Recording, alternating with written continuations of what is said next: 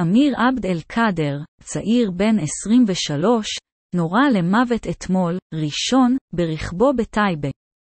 הוא פונה תחילה לבית החולים מאיר בכפר סבא ומצבו הוגדר אנוש, אך כעבור זמן קצר נקבע מותו.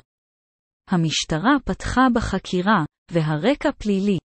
מסופר גם שהוא היה מאורס ושחתונתו הייתה בקרוב מאוד. אמיר זהיר עבד אל-קאדר מטייבה נהרג לפני כמה ימים בדם קר, הוא אחד מהצעירים הטובים בטייבה, היה קבוע בתפילה ומחויב מבחינה דתית. למד והצליח בלימודיו וכתב על הישגים.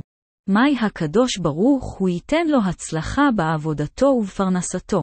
בכל פעם שהוא רואה אדם נזקק ברחוב, הוא יוצא ממכוניתו ומציע עזרה ללא כל היסוס.